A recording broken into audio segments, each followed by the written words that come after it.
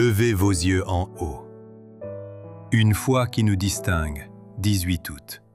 Et vous verrez de nouveau la différence entre le juste et le méchant, entre celui qui sert Dieu et celui qui ne le sert pas. Malachie 3, verset 18. La puissance d'un réveil doit se manifester en chaque croyant. Nous ne pouvons pas continuer à agir comme des pécheurs alors que nous devrions, en tant que chrétiens, révéler une foi vivante, une foi qui sauve.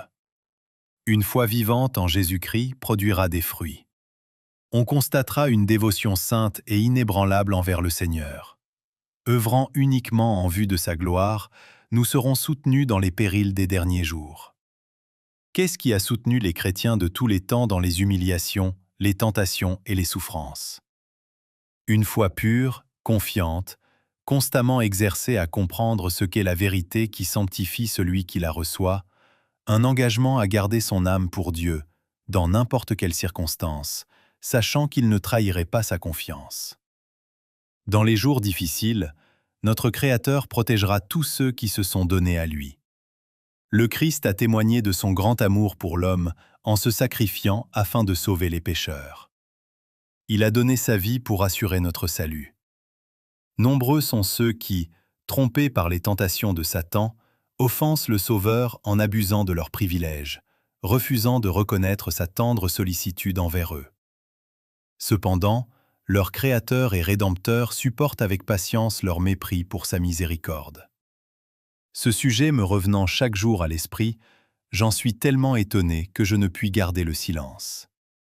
Je désire ardemment atteindre les pécheurs et leur crier « Revenez, revenez de votre mauvaise voie, et pourquoi mourriez-vous » Ézéchiel 33, verset 11.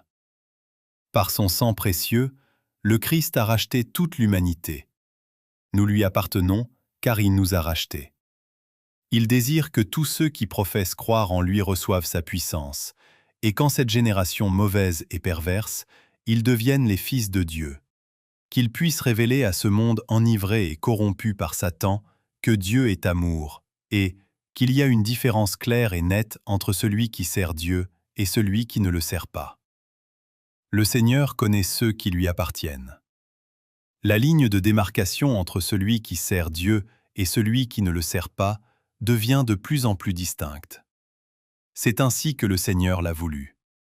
Une foi active et vivante distingue le peuple de Dieu des pécheurs qui, en refusant le Christ, rendent continuellement devant le monde un témoignage très clair. Je ne veux pas que cet homme Jésus-Christ me commande. Je ne veux pas manger et boire à la gloire de Dieu, mais je veux suivre mes propres penchants, en mangeant et en buvant ce qui me plaît.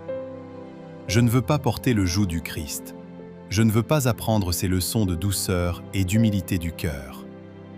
Je veux suivre ma propre voie et mener en ce monde une vie de plaisir.